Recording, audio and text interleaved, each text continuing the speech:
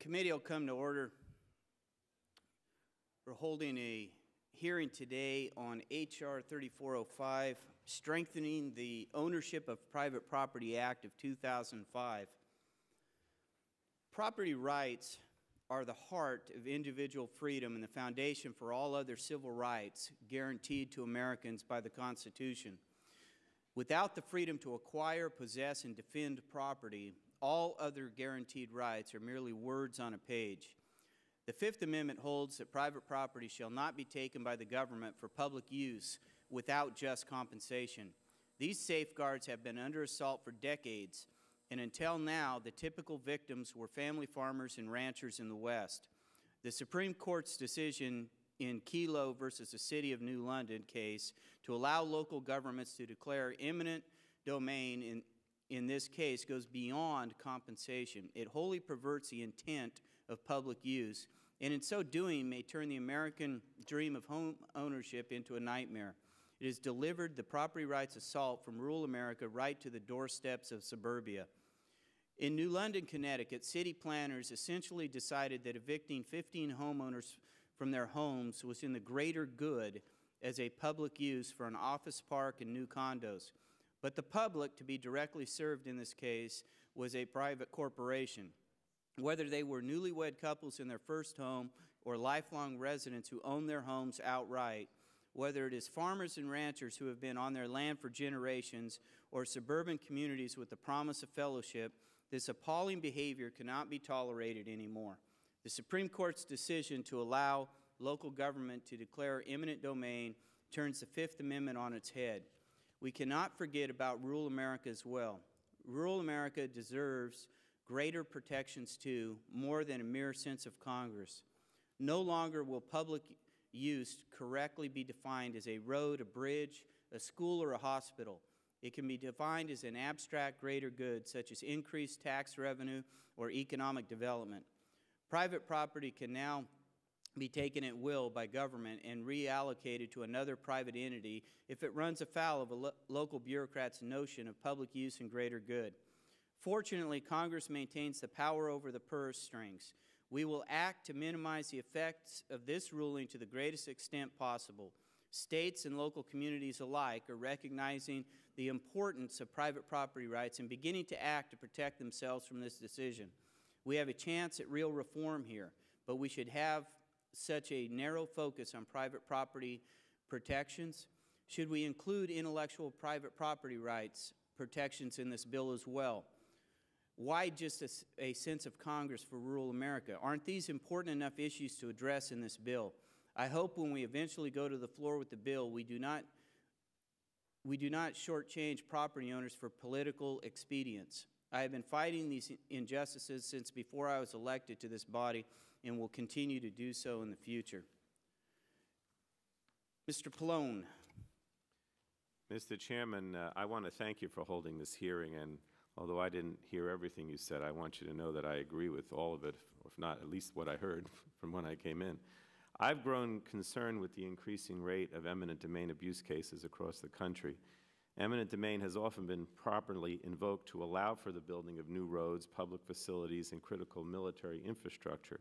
In 2000, however, with the City of New London, Connecticut case, the city condemned 15 homes so a developer could build offices, a hotel, and a convention center. Suzette Kello and her neighbors spent years in a legal battle that culminated in June when the U.S. Supreme Court ruled 5-4 against them. The Kello versus New London ruling set a disturbing precedent, in my opinion. The precedent that a town has the right to invoke eminent domain in the name of so-called economic revitalization. This decision raises serious concerns about whether there are any limits to the government's power with regard to the takings clause of the Constitution. I strongly oppose the majority's opinion in the Kello case. This decision weakens the basic constitutional protection against taking private property for private uses. Our founding fathers were clear when they drafted the Fifth Amendment, writing that the government could only take private property for public use, provided that property owners are paid just compensation. Now, I agree with Justice Sandra Day O'Connor's dissenting opinion in Kello. She made clear that there have been appropriate uses of eminent domain throughout history, but that without the proper safeguards, eminent domain can easily be abused. My state of New Jersey is particularly prone to eminent domain abuse because of our high real estate prices and plentiful beachfront property in my district. Municipalities that want to make way for luxury housing in the name of economic revitalization can easily replace a well-kept middle or working-class community, and that is definitely not what our founding fathers meant when they wrote the Fifth Amendment. Now, I understand that eminent domain is necessary in rare and exceptional circumstances involving a public health or safety crisis, but it's not appropriate to allow residents of our communities to be displaced for luxury condominiums without giving any thought to where the people from these communities would go. Now, that's why I've also introduced my own legislation to curb the inappropriate use of eminent domain. The Protect Our Homes Act that I've introduced simply states that there should be no taking of homes for economic development unless there are rare and exceptional circumstances involving a public health or safety crisis. This legislation would render any state or local government that does otherwise ineligible for federal financial assistance under any program administered by the Department of Housing and Urban Development. It would also put in place appropriate safeguards to ensure that any eminent domain process is fair and transparent. Finding the right balance between a state or municipality's rights and federal involvement is never easy, but with this particular issue, Congress must take action. We have an obligation to protect our citizens as we revitalize our aging neighborhoods. We should not sit idly by and tolerate abuses of eminent domain in the name of economic revitalization. It's time to strengthen the federal law to guarantee that homeowners throughout this great country are protected. And again, I want to commend the chairman for holding this hearing. I commend Mr. Bonilla for working to put together this legislation. And I look forward to hearing from the witnesses and working further so that we can actually accomplish something on this very important issue. Thank you, Mr. Chairman. Thank you. Mr. Gibbons, did you have an opening statement? I do, Mr. Chairman, very briefly, though, if you would permit me. Thank you. And again, Mr. Chairman, thank you for your leadership in bringing this bill before us today. And I, like many of my colleagues, believe that the recent Gall Supreme Court decision went against the basic principles of our democracy and was a slap in the face of private property rights. And as a Congress, it's our responsibility to uphold the Constitution and the rights of the American people to own property and not to worry that it will be taken for a greater private good.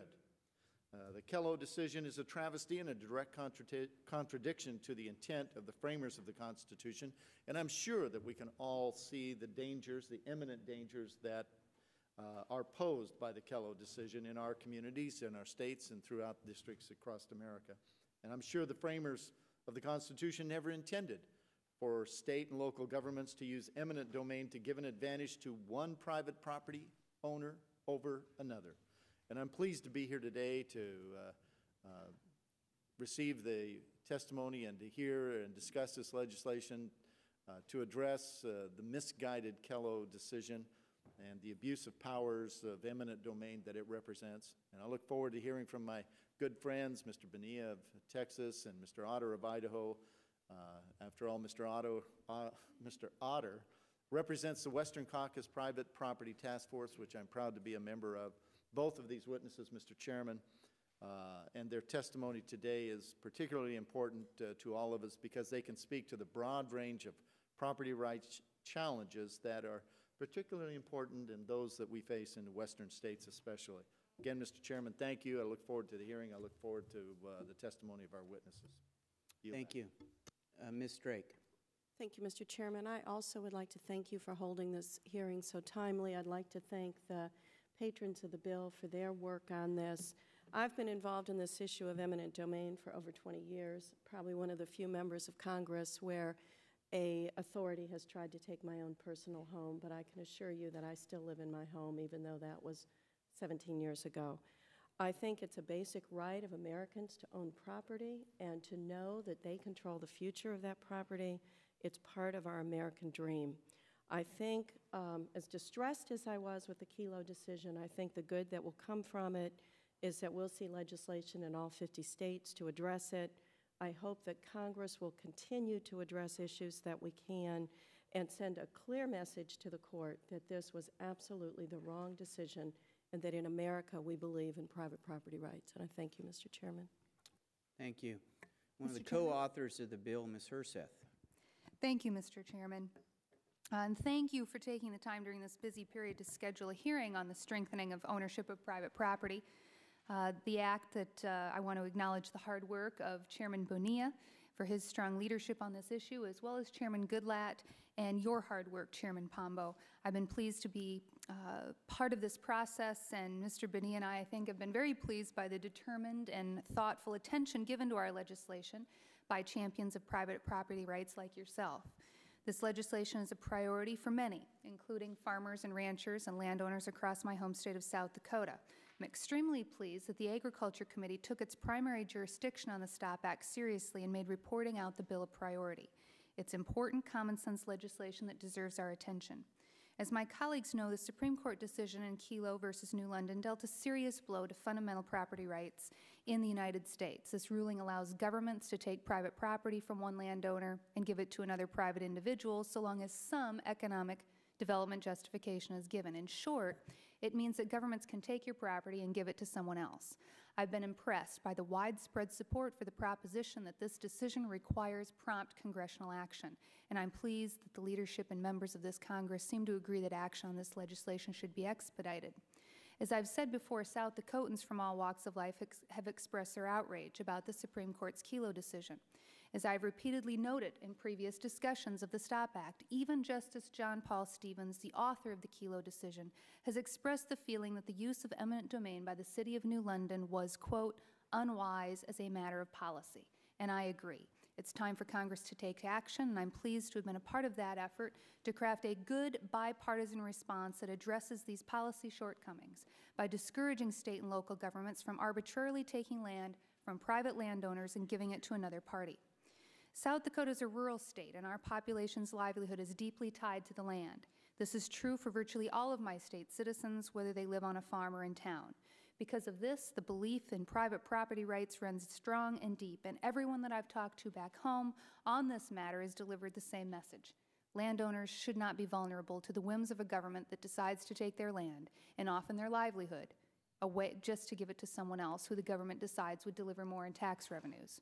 I'm pleased to say that many of my colleagues agree with this, which is why in the short time since its introduction, as I mentioned, the STOPP Act has garnered broad bipartisan support because the legislation makes so much sense. I would encourage my colleagues here today to co-sponsor the bill, many of whom I know already have, and to continue to work with Chairman Pombo, Chairman Goodlatte, Chairman Bonilla, myself, and others to ensure that this issue is brought before the full House as soon as possible. I think it's appropriate to mention at this time another bill being marked up by the Judiciary Committee as we speak.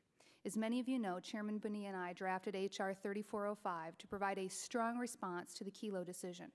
At the time we introduced the STOPP Act, the legislation produced by the Judiciary Committee, which took a similar approach by withholding federal funds when eminent domain is used to facilitate a private-to-private transfer of property for economic development purposes, left open the possibility that a creative community or state could essentially shift funds within its budget to render the federal response essentially meaningless. In the words of Bob Stallman, president of the American Farm Bureau, in his testimony before the Agriculture Committee, quote, all of the federal bills introduced thus far take this approach. The differences among them are the degree to which such funding is withheld. While we support all the approaches taken in these bills, H.R. 3405 seems to offer the most effective deterrent to abuses of eminent domain. Yesterday, I introduced legislation along with Mr. Bonilla and Mr. Goodlatte once again, as well as Judiciary Committee Chairman Sessenbrenner, Ranking Member Conyers, and others, modeled heavily on the approach taken in the STOPP Act. I think this development is a testament to the hard work of individuals like Chairman Bonilla and Chairman Goodlatte, Ranking Member Peterson, you, Chairman Pombo, and others to develop, refine, and promote a strong common-sense approach to the situation presented by the Kelo decision. As I've said, I'm happy to have been part of these important efforts and look forward to testimony from today's witnesses. Thank you. Thank you.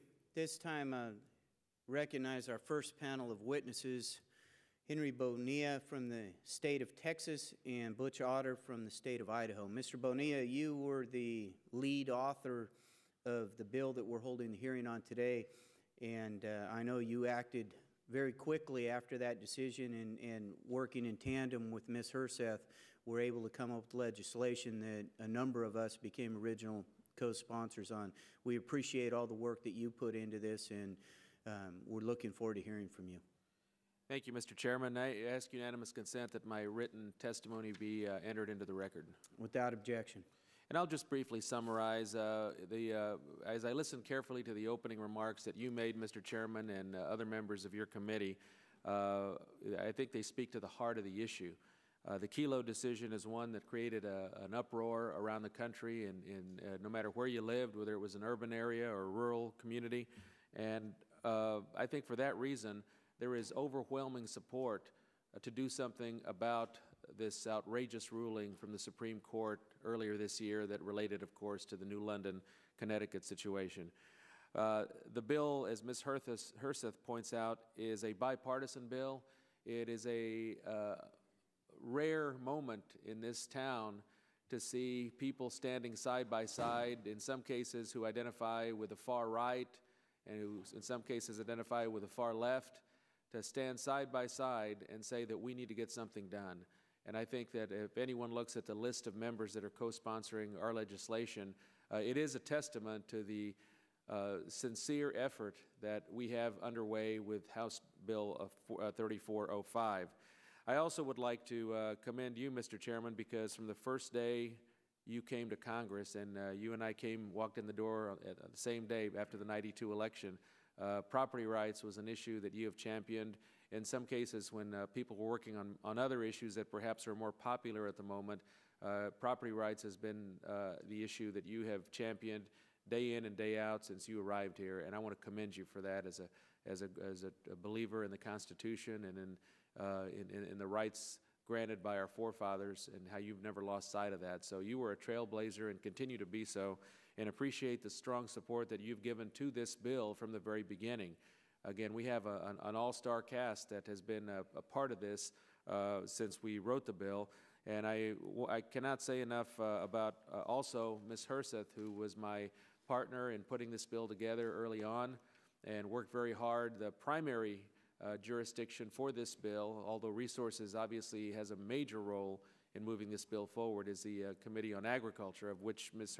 Herseth is also a member. And she has worked very hard to get co-sponsors and put the word out and move this bill through the system.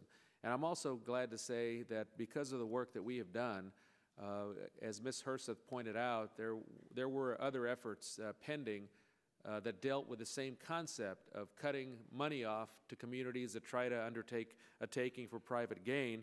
But there were some loopholes in some of the bills, and although the members who worked on those bills were very sincere in their efforts, we looked at those and closed the door on any ability to shift funds around, as Ms. Herseth said in her opening remarks. And because of the work that was done, hard work by Chairman Goodlatte, this bill was reported out by that committee by a vote of 40-1, Mr. Chairman. Again, it's unusual to see this, such strong across-the-board support for just about anything except for naming a post office now and then in this town, but for an issue that is this significant to people across the country. So thank you for your support, and Ms. Herseth, thank you for your willingness to get on board with me early on when you and I were the only ones who had our name associated with this bill. We've come a long way, and Chairman, I appreciate your helping us move this bill down the road even farther, and the fact that we're going to actually, within a few days, is my understanding, we're going to have this bill on the floor, and we can all wear it as a badge of honor. Well, thank you.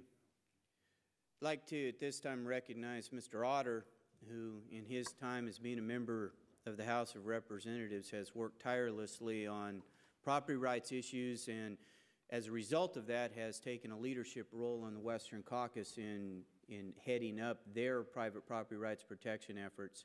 Mr. Otter, welcome to the committee.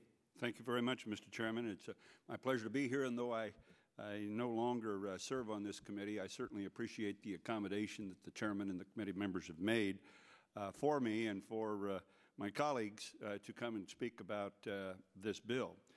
Let me also say that I really appreciate Mr. Bonilla and Ms. Herseth's leadership in this. It was, as they have already stated, probably one of the broadest supported early on pieces of legislation that that I have ever seen in my short time in the United States Congress.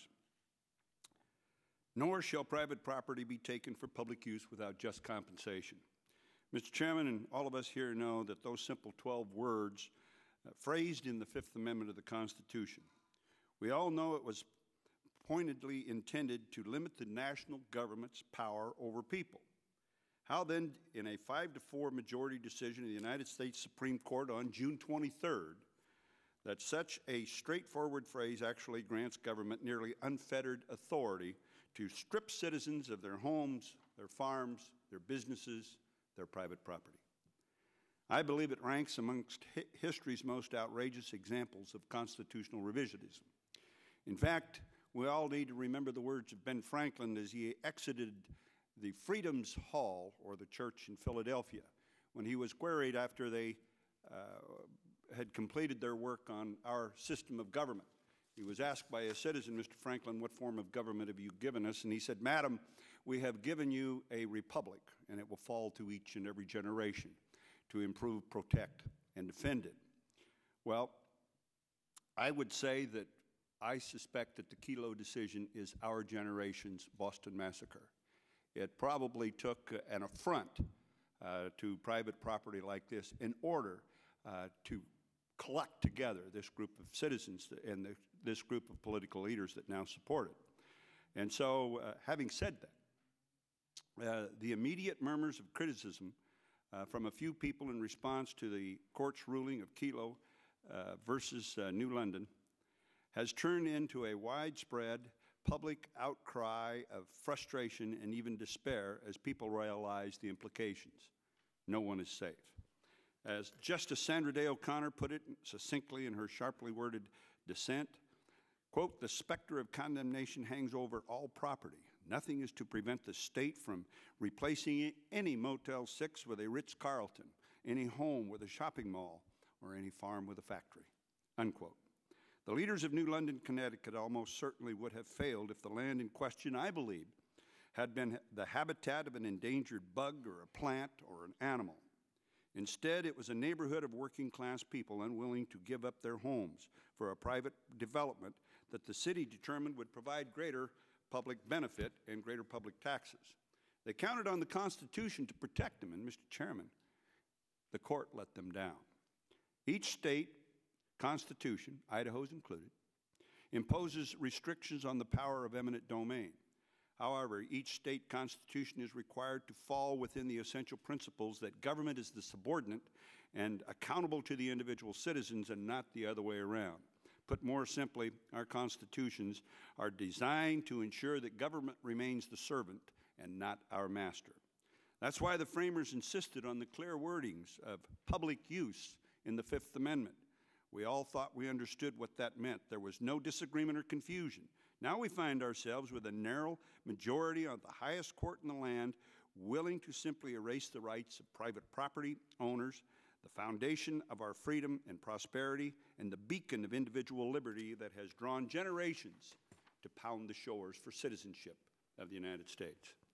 It is unthinkable that the framers of the Constitution designed, quote, to secure the blessings of liberty to ourselves and our prosperity unquote, would intend that private property be subject to government confiscation, and confiscation it is. For how can just compensation be possible when government wields the power to define public use so broadly? Mr. Bonilla's bill, H.R. 3405, goes a long way toward addressing the problems created by the Kelo decision, creating economic disincentives for the taking of private property and the purpose of private economic development. I believe the Kelo decision woke America up to the fact that over time our property rights have quietly been eroding the same way a stream of water slowly erodes its banks. Fortunately, this erosion has not gone unnoticed by Westerners or those who have been sent here to represent them. Private property rights have long been held dear by families and landowners in the West, and for good reason. Their farms and ranches have been their livelihood and part of the national heritage since the frontier was closed to the West and the West was settled. Today, many Westerners not only have to fight for their economic survival, but have to worry whether or not the property will be around them to pass on, for them to pass on to their children and future generations. The federal government owes more than half of all the land in the West and almost 2/3 of that in Idaho, and population in the region continues to grow. As the chairman has correctly noted, I am a member of the Congressional Western Caucus, and we count amongst our core principles the necessity to protect and defend private property. It is the caucus's position that property rights are the foundation of a free society, that landowners must be justly compensated when their land is taken. Immediately after Kelo decision, the caucus asked me to chair the Private Property Rights Task Force. With the aid of many in the property rights community, we have created a comprehensive property rights package we call CPR2, the Comprehensive Property Rights Reform Act. We believe this bill, in addition to H.R. 3405, will help breathe new life into the property rights. The Western Caucus Property Rights Bill will formalize the policy of the federal government with respect to all private property, that the government should protect private property by exert eminent domain only when absolutely necessary. The bill will ensure that the property is taken, and the government will avoid or minimize the extent of the taking and provide just compensation for the loss of any value at any level. Mr. Chairman, I ask in closing that my entire comments, my entire statement be submitted for the record and to the record. And once again, Mr. Chairman, I thank you and Ms. Herseth and Mr. Bonilla for your great leadership in this effort. Thank you. Mr. Bonilla, I know that that you have a tight schedule this morning, but I did want to ask you, as the primary author of the legislation, it was your intention to use what powers Congress has to stop cities or counties or municipalities from using eminent domain to take property from private property owners and sell it to another private owner. That was the underlying intention of the legislation, was it not? Yes, Mr. Chairman. And again, using the power of the purse, which Congress does control, we feel that this would be an airtight case against any community that receives any type of federal funding, a great disincentive for them to undertake any kind of taking for private gain. As we move forward with, and both you and Ms. Herseth have talked about other legislation that has been introduced, as you move forward with this effort, do you not believe that we need to make sure that we restrict that funding to the point where it is a disincentive? Yes, Mr. Chairman, and again, we believe that this bill does that. And we are delighted that as other legislation is being crafted as we speak to be the legislation that moves through Congress, that perhaps all or most of the points in our bill will be incorporated. Thank you. Mr. Otter, just briefly, one of the issues that has arisen is that, over the years that we have been involved in this battle over private property rights, it always predominantly was an issue of Western farmers and ranchers and their land being taken. Now that with the Kelo decision, we see suburban and urban America being threatened. Do you believe that there's any difference in protecting private property, in private property rights based upon where the land is located or the size of the property?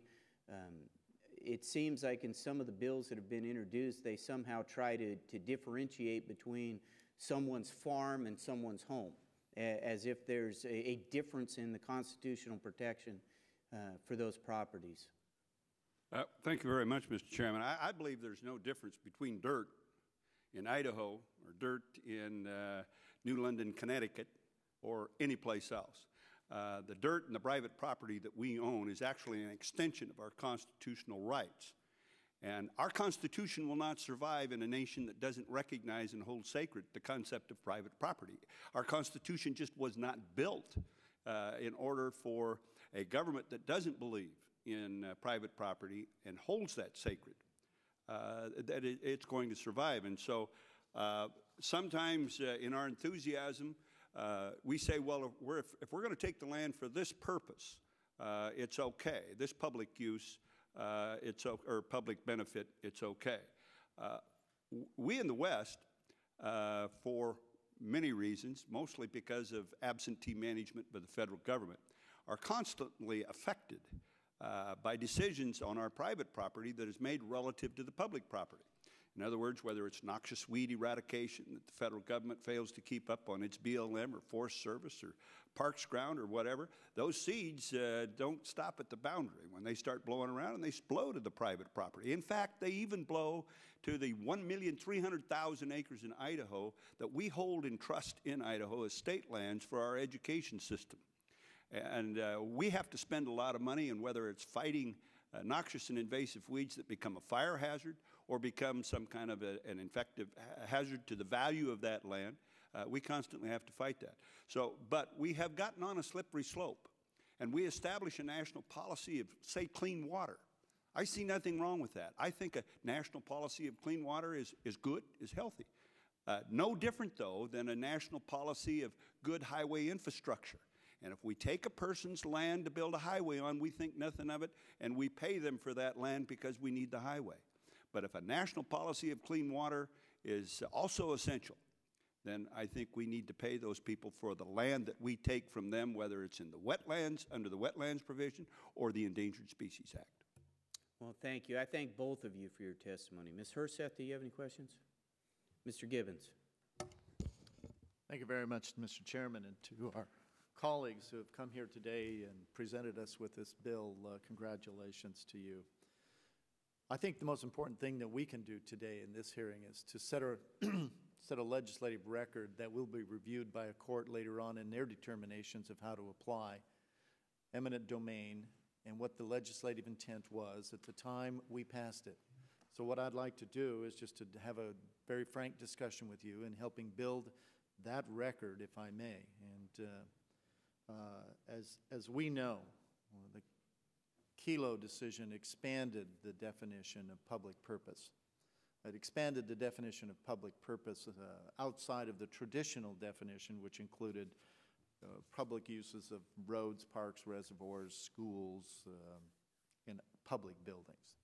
Those were the traditional uses, and Kelo seemed to take that public purpose and expand that definition to the increase in the taxable value of the land as a public purpose, something that was an expansion, a legislative expansion, and never intended by Congress, I'm sure, in the original, or the framers in the original definition of what could be taken under eminent domain.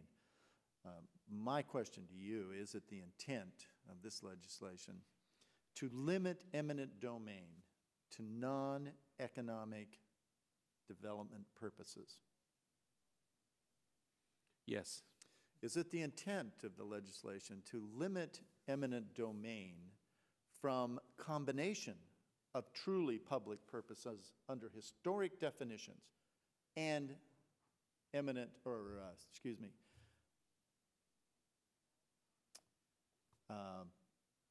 economic development was the word I was looking for, economic development, a combination of the two? How do you see the application of this bill when there is a dual or multiple purpose of the eminent domain? Well, first of all, this bill has in no way threatens traditional constitutionally based practices of eminent domain, airports, transportation systems, hospitals, things that are truly for the public good. If there is one that a community feels that might have a combination of an economic advantage, it's going to be their job to show that this is a public interest, not a private interest. Mr. Bonilla, my intent is not here to question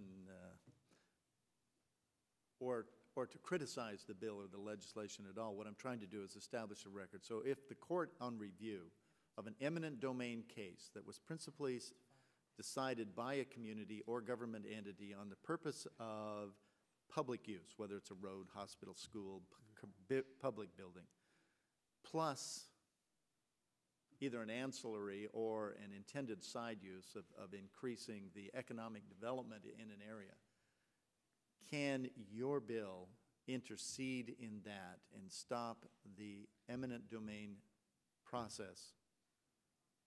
I would think that once this bill is enacted, that communities would themselves have the burden of showing that this is a taking would be for public use.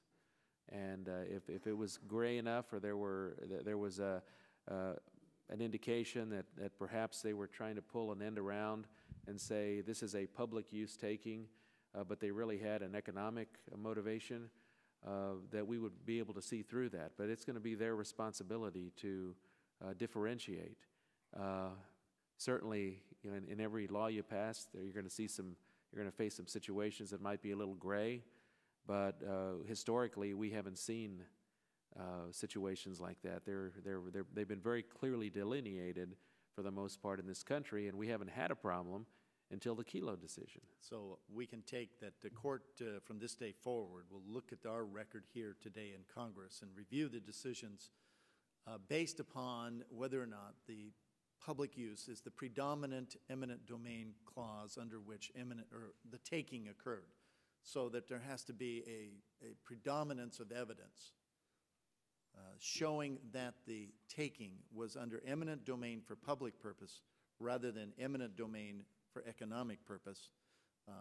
It can make that decision then based on the evidence before it, but a combination would not be stopped. I just want to make sure that we're clear in the record of how a court should interpret this law going forward from today. And this is a very good question, and I'm not an attorney, so I probably don't have the expertise in the legalities that differentiate, but the Judiciary Committee is also playing a great role in this, and that's a question that we will take as we move this bill forward. Good, because I just want to make sure that we set it straight, and Mr. Chairman, excuse my indulgence of going over the time. Mr. Chairman, if I may respond to my colleague, I can tell you this, that I hope if the court reads this record in manifesting their decision on a future case, that they look at what the reason Butch Otter is going to vote for this bill, the reason Butch Otter supports this bill. The Constitution is pretty explicit on the purposes for which the federal government can own land. And they're delineated, and its posts and its roads and such other buildings necessary for the convenience of government. It doesn't include apartment houses, and it doesn't include strip malls, and it doesn't include centers for entertainment. And so it is my hope that once again the Bonilla-Herseth legislation will remind the federal courts, the courts at all levels, that they should restrict themselves to the purposes for which the design of eminent domain was to be used, and for the sole purposes of that the government should own land. Mr. Otter, you do know that most government agencies are very intelligent. They always find ways around legislation to accomplish the intent or the purpose of which they've started out. So I hope that at some point we can tell them that you must separate economic development from public purpose. I think the best way that we could have told them that, Mr. Gibbons, and I hope that the lack of attention and the interest in this subject is not manifested by the amount of members for this committee in this room. I hope they already agree with us, and that's why they're not here. But I would say the best way that we could send a signal to any future court is to have an overwhelming majority vote in favor of this legislation. Well, in addition to what the court will look at is the words that are spoken here at this committee, the intention of the legislation in terms of its intended goal, and how that is to be interpreted by the court. So I think it's very clear, it's incumbent upon us to make sure that our record establishes a clear intent that this legislation is to prohibit eminent domain for economic purposes between private parties. In other words, taking from one private party for an economic development purpose to increase the tax base or whatever their non-public purpose, and transfer it to another private property. Mr. Gibbons, may I make a further comment? Well, it would be with the concurrence of the chairman, who my time has. Absolutely. We would think that if a reality would set in when this bill becomes law, and that any local government out there, we're creating a very hard road for any local government to go down if they have an idea of taking property for private gain. So I would think that any government entity out there with half a brain would not want to go down this road, because we're going to make it real hard. If they want to go to court for 10 years and challenge it, I mean, local governments don't usually have that kind of money or time. And so this is again, an effort to create the most difficult route for any local government to take if they have any idea whatsoever of taking property for private gain. Well, I just want to tell you I'm completely in support of the legislation. I thank you for your leadership, for everyone who has brought this bill forward. I want to thank the committee and the chairman for allowing us to have this dialogue, and I look forward to the vote on the floor when I can vote yes to reverse the Kelo decision. Mr. Chairman, Ms. Herseth. if I might just briefly supplement to the comments of my colleagues in response to Mr. Gibbons' question, I think it is very much the intent as we work to draft the language, to redraft the language, to tighten it up so that we wouldn't be in a position to have a loophole big enough to drive a truck through with the creativity of local officials who want to get around this somehow. And that's why we didn't start making decisions in the drafting of the language for ancillary purposes or what may be an indirect use or private transfer. And we talked about if you have a public building and one floor then is rented out to, we didn't want to make those types of distinctions because we wanted to draw the hard line that if there is any evidence that there is going to be an economic purpose and a private-to-private transfer of any kind after utilizing eminent domain for a public purpose, the funding would be cut off. Because we don't want, I mean, we're trying to cut off that type of creativity where they always seem sort of one step ahead in what they're trying to do to circumvent some of the restrictions that we want to put on the power of the purse, so to speak. So that was the intent, and for purpose of the record, we think that we have drawn it in such a way that with the private right of action, that any individual that may be affected who believes and can show evidence, and I think that with public meetings at the local level, with the involvement of citizens in these types of decisions when they can anticipate a certain local unit of government going down a certain road to take a certain action, that they, as Chairman Bonilla explained, can, under this legislation, and it's incumbent upon them to exercise that right to bring the private right of action to demonstrate that while this local entity may be attempting to take land under eminent domain under a traditional use of eminent domain, that if there is a combination of economic purpose in there, that they can demonstrate that with the evidence, and it's incumbent upon the district court judge to review that evidence, and if there is any indication of an economic development purpose, that it is ruled impermissible under this statute, and that they can either cure it by giving the land back, or they forego their federal funding as specified in the statute.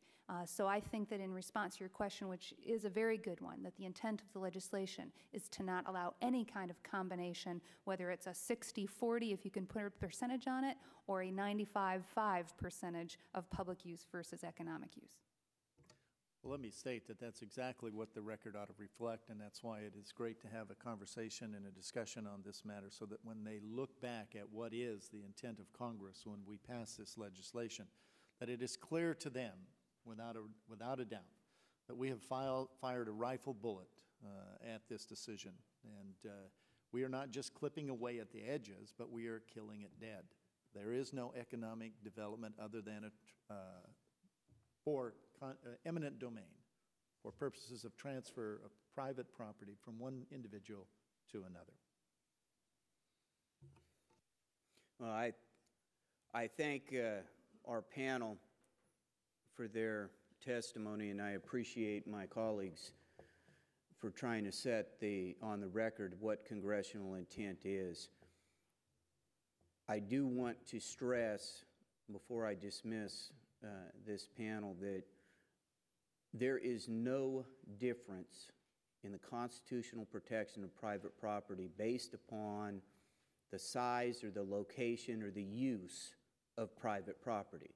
Just because in this particular case we're talking about people who lost their homes does not mean that it is any difference in terms of importance or constitutional protection than if they were to go after somebody's ranch or somebody's home and take their property.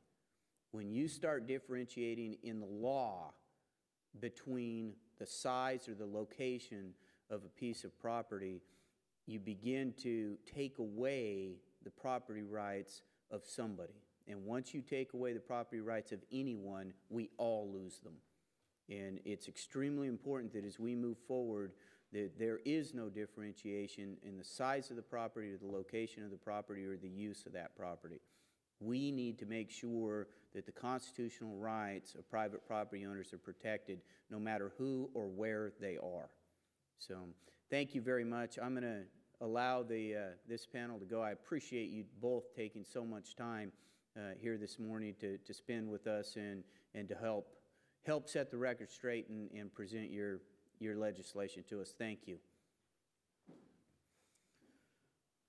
going to call up our second panel. Ms. Barbara Wally, Attorney, Defenders of Property Rights, Mr. Bert Gall, Staff Attorney, Institute of Justice, Mr. Earl Hance, President of the Maryland Farm Bureau and a member of the Board of Directors of the American Farm Bureau, and Mr. Mario Arroyo, co-owner of Arroyo's Cafe in Stockton. You can join us at the witness table.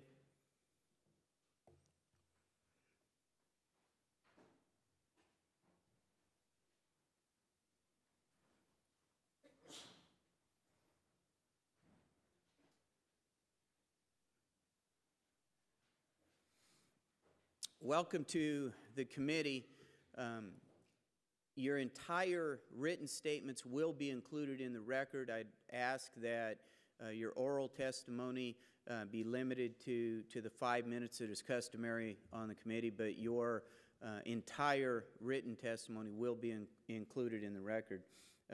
Ms. Wally, we're going to begin with you.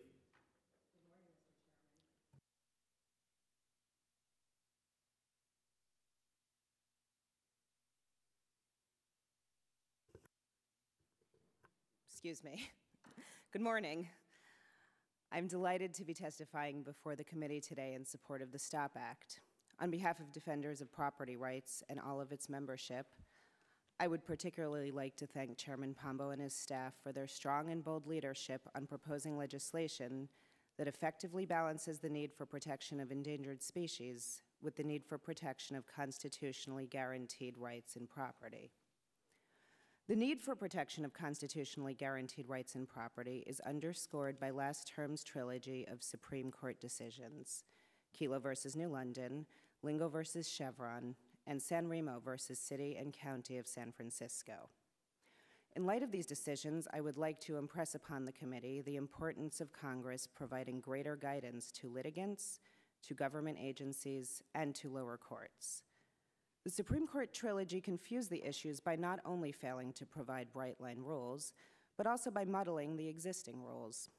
Thus, it is imperative that Congress act to provide greater certainty in order to protect these important constitutional rights. Kelo, Lingo, and San Remo are inconsistent internally, inconsistent with one another, and inconsistent with prior Supreme Court jurisprudence and the Constitution. In Kelo, the court examined what a public purpose is by looking into the legislative record and reading through the public findings in order to arrive at a definition of public use. In the end, the court deferred to the legislature's decision, but it only deferred to that decision after it looked into the legislative record. Also, the court indicated that public use really means public purpose, but redefining public use to mean public purpose is at odds with the plain language of the Constitution, which states that private property shall not be taken for public use without just compensation. In Lingo, the court struck down a takings test, holding that whether a government regulation substantially advances a legitimate state interest is not a valid takings inquiry. But this test was adopted by the Supreme Court in 1980 and affirmed in many cases subsequent to it, most notably Nolan versus California Coastal Commission in 1987. In striking down the substantially advances test, however, the court announced that the Nolan decision was still good law, leaving property owners, decision makers, and local courts utterly perplexed as to how to apply the Lingle decision. The Nolan test allows government to impose permit conditions if those conditions substantially advance legitimate state interests. And the court also suggested that no court should ever decide whether regulations affecting property rights are effective or not. Finally, in San Remo, the court refused to look at local legislation, holding that zoning and land use regulations are a local issue for state courts and not federal courts. And therefore, the court suggested that there are some courts equipped to analyze regulations affecting property rights. In light of these decisions, it is more important than ever that Congress provide greater clarification and direction to property owners, to government agencies, and to the lower courts in order to promote clear, transparent, and predictable rules. Congress will take important steps toward providing these rules by passing the STOPP Act. I would like to extend my thanks to the chairman and to the committee for this opportunity to testify. Thank you. Thank you. Mr. Gall. Thank you, Mr. Chairman, and members of the committee for this opportunity to testify about the abuse of eminent domain, which is an issue that has obviously captured the attention of the American people since the Supreme Court handed down its now very infamous decision in Kelo versus City of New London. The Institute for Justice represented the homeowners in the Kelo case, and we continue to fight for them so that they can stay in their home because they are true American heroes who are taking a stand against a very long-standing problem, but one that has really come to light in the wake of Kelo. In that case, the Supreme Court declared that cities and towns can take a person's home or business or other property and hand it over to another person if they think that the other person can make more money off the land. That's the standard that the Supreme Court established in Kelo, a very weak standard that has essentially eviscerated the protections that the Fifth Amendment provide to home and business owners. The public use clause is essentially no more after Kelo. As Justice O'Connor wrote in her powerful dissent for 4 members of the court, the specter of condemnation hangs over all property. Nothing is to prevent the state from replacing a Motel 6 with a Ritz-Carlton, any home with a shopping center, and any farm for a factory. Now, understandably, after the decision, Americans of all backgrounds and political affiliations expressed their outrage that the court abandoned its primary responsibility of protecting them from the government's abuse of power, particularly in the important area of protecting homes or businesses. I mean, the Kelo decision literally touched home. Thankfully, this body, the Congress, as well as state legislators, have heard the call, and members of both sides of the aisle are working together to craft legislation that ensures that cities that abuse eminent domain will not be rewarded with the receipt of federal economic development funds. Now, the need for eminent domain reform is very real. In fact, it was really needed even before the Kelo decision took place. Over a 5-year period, the Institute for Justice documented over 10,000 examples where property was either condemned or threatened to be condemned for the benefit of private parties. And now that the Kelo decision has come down, the gloves really seem to be off. In fact, just hours after the Kelo decision was issued, many cities began condemnation actions against property owners to transfer their property to other people to make more money off the land.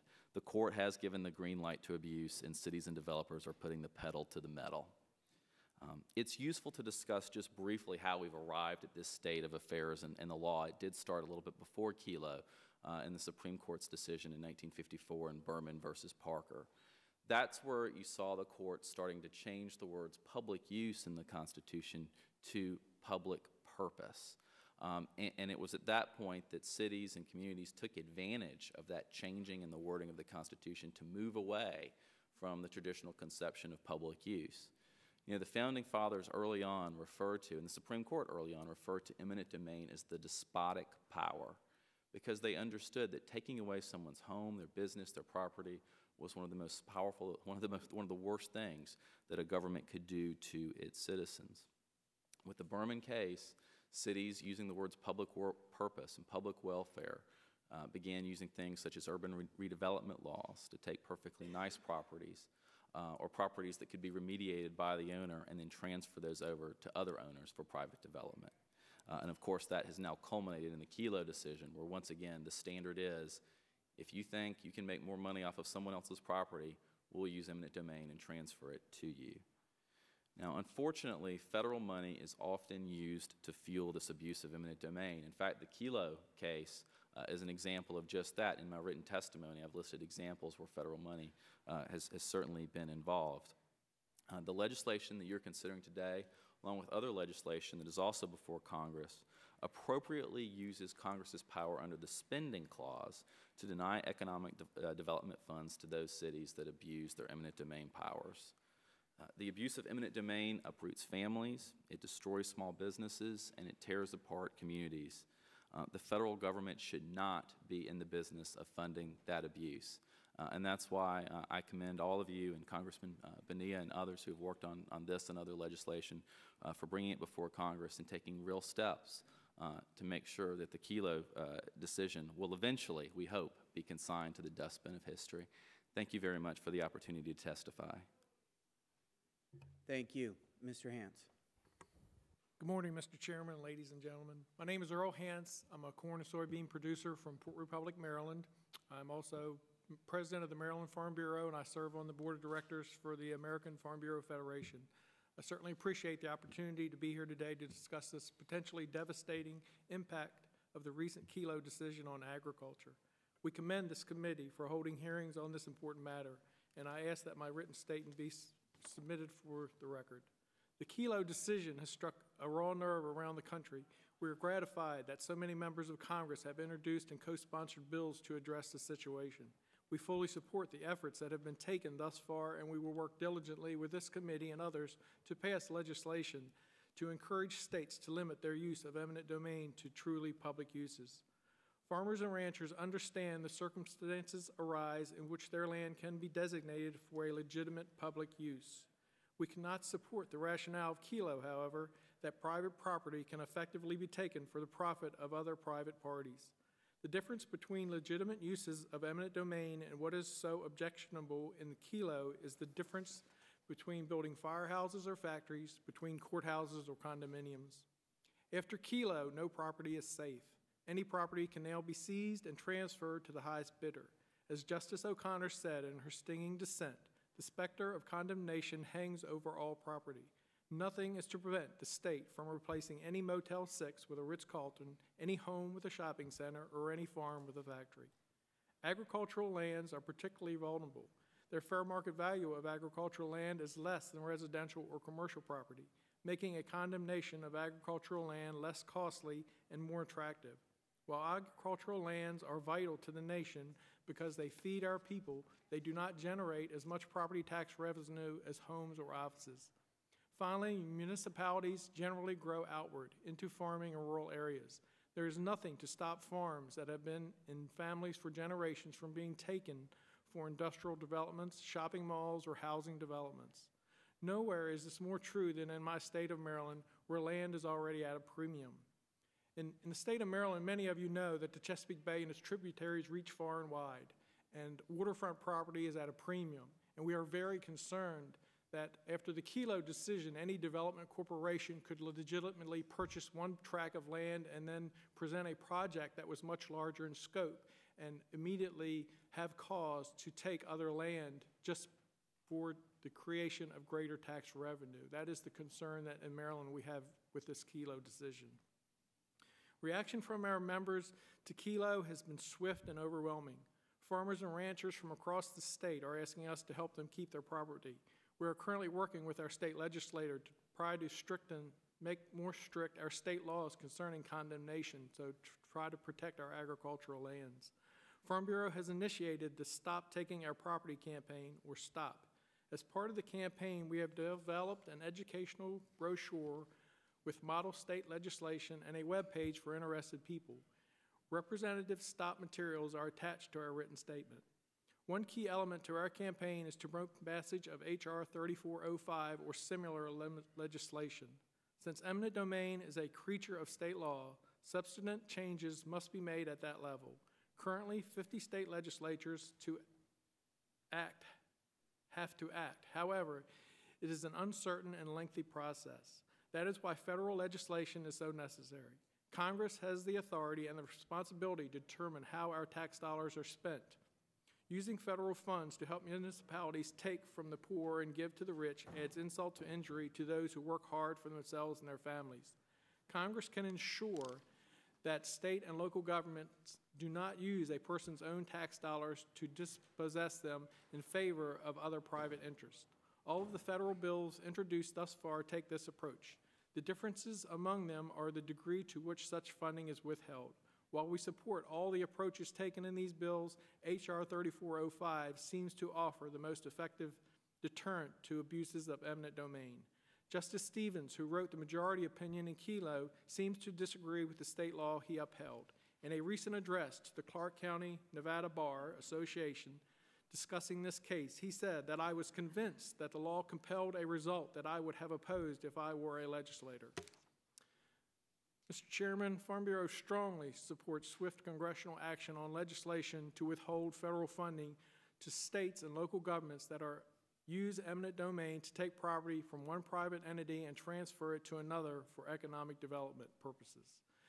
Farmers and ranchers across this country have held on to their property for generations. They fought battles, they fought pests, they fought droughts, they fought low prices to hold on to that property. It appalls us that now we can lose that property which we've held for generations just because the property could create a higher tax revenue. Thank you for the opportunity to be here today, and I would be pleased to answer any questions. Thank you. Thank you. Mr. Arroyo. Thank you, Mr. Chairman. Appreciate the invitation and the opportunity to offer testimony of my private or personal story. In May of 1999, property that my family business stood on for 29 years was taken by a downtown redevelopment agency in Stockton, California, through the use of eminent domain. The three main objectives of the agency were to eliminate blight, preserve viable businesses, and to encourage citizens from outside the area to visit downtown. Our business met all three criteria. We were never a source of blight, always maintaining a safe and clean environment for our patrons. In fact, the developer that received the rights to our land was a major contributor to the problems in the area through a pool hall on the property he leased out, as well as a liquor store that he still owns. Secondly, we were a viable business, as 29 years in one location should attest. In fact, in a March 1993 draft report by the consultant firm of Kaiser, Marston, and Associates, they recommended that Arroyo's Cafe should be retained and to avoid relocation of said business. The firm was hired by the redevelopment agency. Thirdly, our patrons came from all over Stockton and outside our city as well to dine in a restaurant and to dance in our club area or both. In our case received media attention as a local news stations aired segments on the process. The most impressive thing to me was the amount of letters and support that we received through the community. The deputy city manager at the time came to us with 3 proposals that would allow us to remain on the property. One was agreed upon, and later she returned to say that the developer wanted all the property. In my view, this was done just to allow the developer to secure more tenants for their project. I understand that at times eminent domain may be a necessity for public good, but our business, a successful restaurant that my father started in 1946 and at one location for 29 years, was relocated to provide for a gas station and a fast food restaurant. To me, that was nothing short of a land grab with no concern for private harm.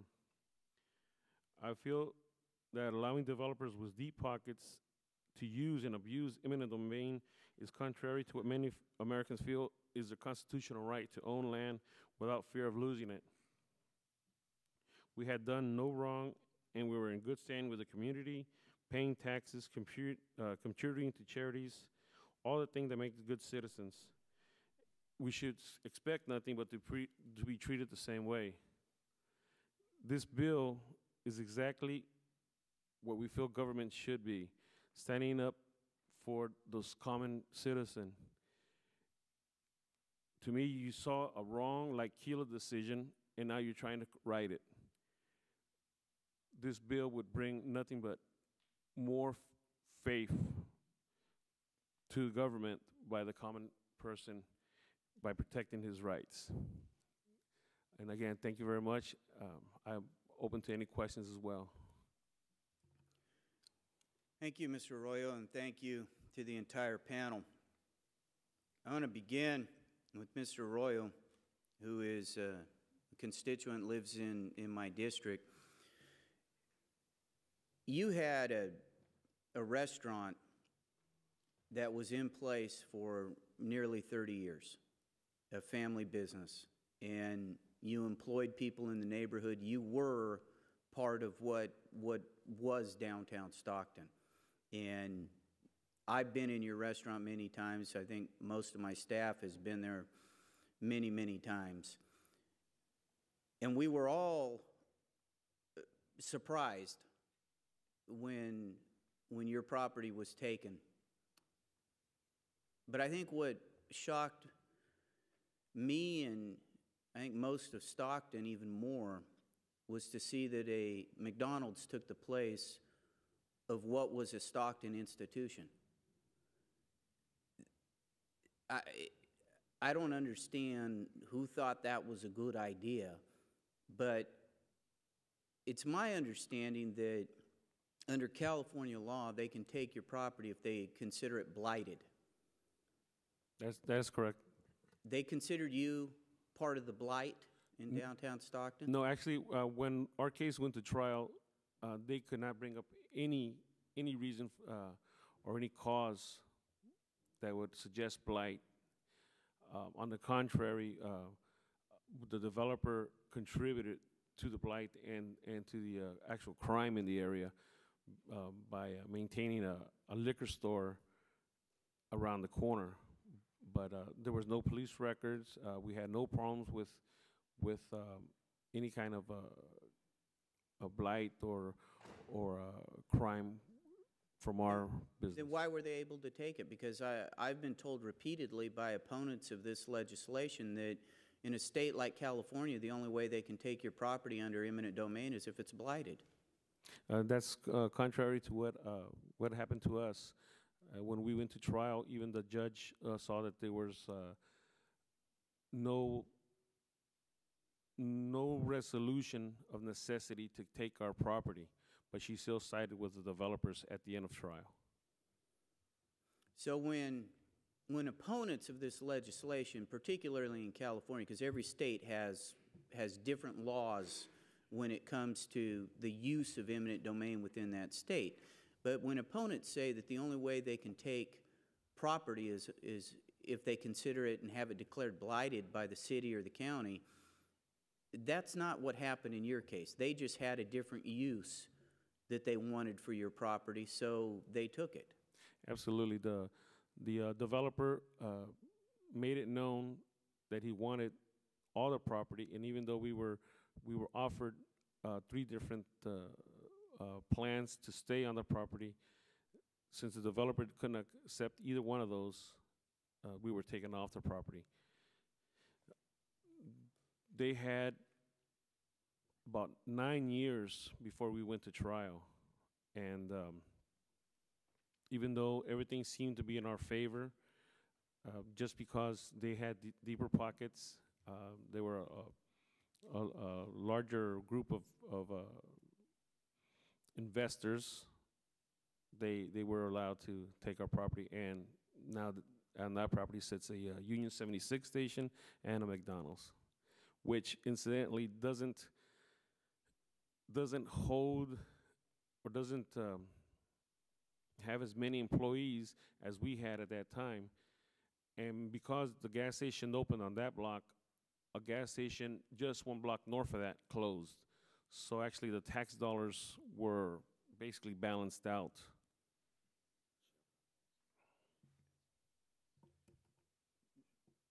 Was that the Chevron? The Chevron station, right. It's closed now. Were you able to relocate your business? Yes, we were. And when the city came to us and offered us different properties, they offered us properties that weren't even for sale.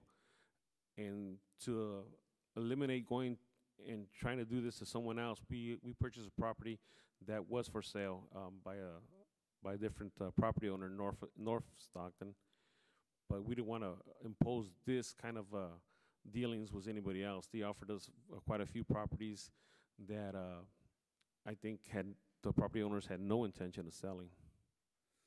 You were compensated the fair market value. Right. For your property.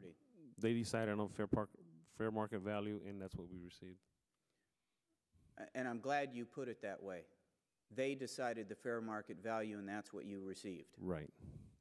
The fair market value of your property, the definition of fair market value, is what you would be willing to sell it for and what somebody would be willing to pay you for it. Right. We saw other properties in the vicinity with the same, either the same amount or close amount of square footage, and they were going at a higher rate than actually we received. And if your restaurant were still in the same location, there's now a baseball stadium, a new soccer stadium, a multi-screen movie theater, a number of new businesses that have been located in that area over the last few years. Would that have changed the value of that property? Oh, absolutely. Would have went up 20 times the amount, maybe what it was valued up in 1999. The only reason the city government was interested in our property after being there such a long time was the completion of a crosstown freeway that connected two major interstates. Before that, there was no concern about us, or some of the people didn't even bother to go down in that area. I thank you for making the effort to be here and be part of this hearing. I know that as a small business owner that it's very difficult for you to take time away from your business, and I appreciate you making the effort to be here and testify before the committee and share your experience with the committee, because I do believe it's very, very helpful in moving forward. So thank you very much. Thank you, Chairman. Ms. Herseth. Thank you, Mr. Chairman. I'd like to thank all the members of the panel today. Let me just start with you, Mr. Gall. You had mentioned in your testimony that since the Kilo case, we actually witnessed an uptick in the type of eminent domain authority that was exercised for economic development reasons.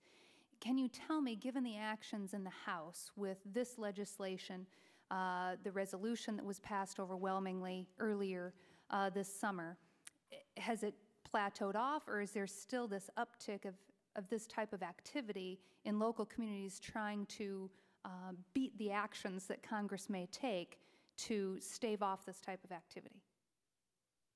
Well, unfortunately, the uptick after Kilo, has continued, and I think certainly many people may be wanting to get in under the wire in terms of any legislation that Congress may propose. We issued, and I'd be glad to provide to the committee a press release on the floodgates and how that had opened in terms of condemnations that were filed subsequent to the Kilo decision. But before Kilo, a lot of cities had operated with a little bit of doubt as to what they were doing was legal, but people weren't challenging them. They could proceed under their urban renewal laws and slap blight designations or things like that on particular pieces of property. But now, after Kilo, the court has said all it really takes is you think you can make more money off the land than someone else. So now that cloud has been removed, it's a cloud from the perspective of developers and officials. They want to press full steam ahead. I raise this question, Mr. Chairman, because we may want to look at our legislation, any others, in terms of effective dates, particularly with the resolution that passed the House overwhelmingly. I want to send a clear message to the country so that it's not just maybe necessarily the date of the enactment of the act, but we put folks on notice with that resolution. So I wanted to raise that for that purpose. And then, Mr. Hance, I appreciate the efforts of you and other members of the American Farm Bureau Federation, particularly with the efforts to set forth some model legislation for state legislatures. Do you know in your monitoring activity of what state legislatures are doing now? Some, like in South Dakota, are only in session for 2 months out of the year, but already some discussions about moving forward to introduce legislation when they go into session in January. Do you know how many states have actually taken action to limit local governments or economic development authorities from exercising eminent domain power for economic development? To my knowledge, there's one, there's two.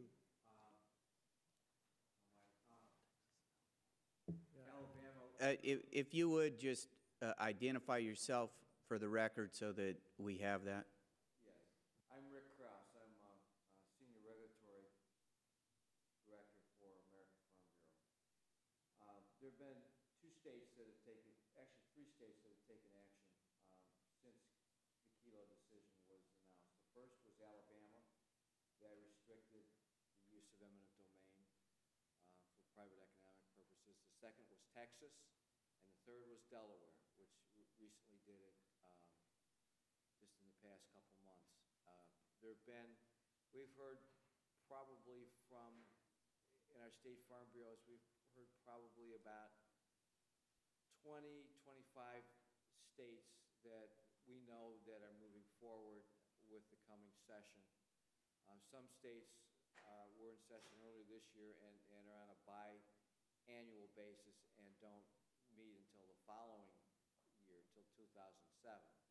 So, but there are probably 20, 25 states already that we know of that are working on this, including Maryland. Our session, as yours, doesn't start until January, but we've already begun discussions with both parties, and I'm happy to announce that we have strong bipartisan support to do something to strengthen the condemnation requirements so that agriculture will be protected. Thank you, Mr. Hance. And just one last comment, Mr. Chairman. Mr. Arroyo, you know, Chairman Pombo has shared with us, with members of this committee and the Agriculture Committee, some examples from activities that have taken place in his district and other locations within California that have been particularly egregious and has made strong impact on all of us. But to hear from you directly today has been very important for me. I wish more members of the committee were here to hear from you directly today.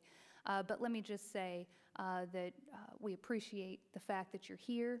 And one of the comments that you made about a consulting firm's report to the local economic development authority is precisely the kind of evidence that a business like yours or other individual, whether it be a home or a farm or ranch, would be able to point to support your private right of action under this important legislation. So thank you for being here today. Thank you. Thank you, Mr. Chairman.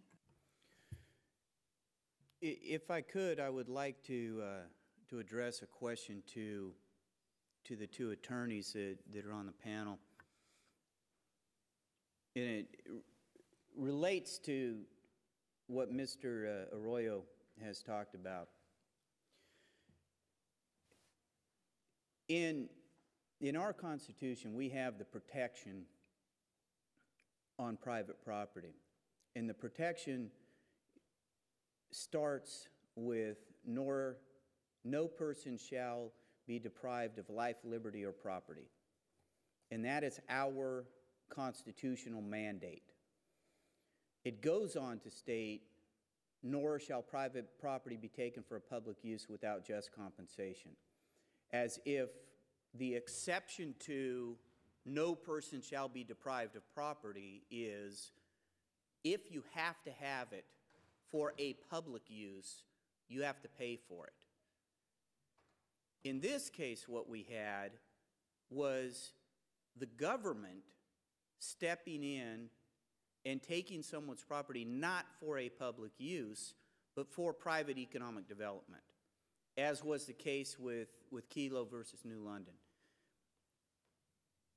It's my position, my argument, that we should be protecting people's property to the point that it is an extremely rare occurrence that eminent domain would ever be used, and it would have to be a very clear public use before we would take that property. Not what is, and I wrote down what you called a public purpose. That's not in the Constitution anywhere about a public purpose. There was an exception made on a public use. So what this legislation is attempting to do is use our power of the purse to enforce what is a constitutional mandate. So how do we go back now, even though we can control the money?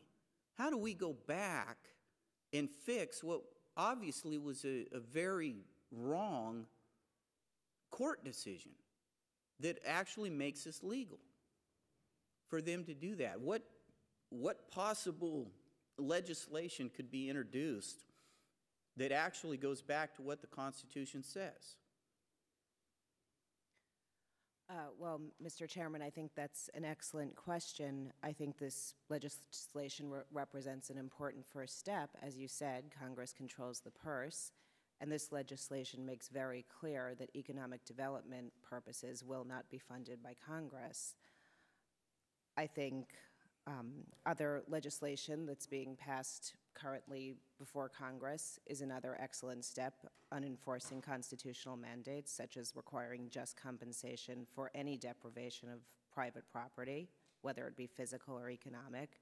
And that's an important part of our Constitution as well, to make sure that property owners do get just compensation. As we've discussed, we discussed that the government often defines what just compensation is, and this is often unfair to property owners. I don't know if my colleague would have anything to add. Well, certainly Congress can do a lot through the spending clause power.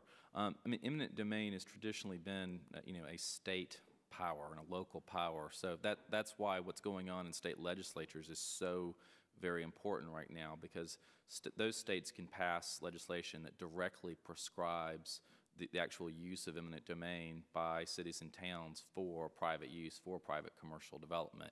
And states will be considering, not only state legislation, but state constitutional amendments. And as Justice Stevens pointed out in the majority for Kelo, states can provide a greater level of protection than the U.S. Supreme Court chose to provide. The hope certainly is that states will provide this increased protection, that Congress will use the power of the purse here and send us in the momentum of a change, once again, in public use jurisprudence, back to what the Founding Fathers understood when they said, public use. This is the despotic power and should only be used in the very, very limited set of circumstances. And hopefully the Kelo decision will be overturned one day. But until that time, Congress and the states can have a lot to say about that. Congressman Otter, in his testimony earlier, talked about what a public use was. And at the time the Constitution was drafted, congressional power federal government power was very limited. There were 17 different areas that our Founding Fathers said that Congress could pass laws affecting. When they talked about public use at that time, it was extremely limited as to what was envisioned at that time as a public use. We were talking about roads, military bases, post offices. It was very, very limited as to what anyone envisioned it could be used for. We've seen that change over the years. We've seen the power of the federal government expanded dramatically over the years. But when they talked about a public use in the Constitution, it was a very limited set of circumstances that they ever envisioned that could be used for. We've seen that expanded dramatically, and granted, states and local governments have dramatically more power than the federal government should have. But in the Constitution, what we were able to use or declare as a public use was very, very limited. And we've seen that expanded to the point where through regulation and through law, we are taking private property rights and taking substantial value away from private property owners. I would like to ask you something that I asked the first panel about, and that's dealing with the differences in private property protection. Do you see there being any difference whatsoever between Mr. Arroyo's restaurant and the farmer who lives a few miles away and his land? Is there any difference in the Constitution about the protection of private property based on the size of the property or the use of the property? We have a representative from the Farm Bureau who testified, and the Farm Bureau has been very involved with this. These two gentlemen right here, one grows soybeans and one owns a restaurant. Is there any difference in the property rights protection in the Constitution for these two gentlemen and what they should expect from the courts and from their government? No. The Constitution makes no distinction between any kind of private property. None whatsoever. The Constitution does make no distinction, and the really bad thing about the Kelo decision, of course, though, is it says, those with more property, those with more resources, are in a better position to take advantage of Kelo and to take property from those who are generating less profits with their property. So no, there is no, and there should be no distinction. Well, I appreciate that. That is something that I believe Congress has to be very, very careful of, because when we start to differentiate between the use, location of property and the level of protection that we are going to grant, I believe we are making a fundamental mistake in understanding constitutional protections. There has been legislation that's been introduced that does differentiate between property, it's the use of that property and the level of protection that we would give, and I believe that is a very, very dramatic mistake that Congress would be making if we were to go down that path. I appreciate all of you making the effort to be here and be part of this hearing. Obviously, this is an issue that Congress is moving on very rapidly. It's something that, in congressional terms, not only is it bipartisan and bicameral, but it's something that rare here. It is moving very quickly. So I appreciate you making the effort to be here and your valuable testimony on this issue. So thank you all very much. If there's no further business before the committee now stands adjourned.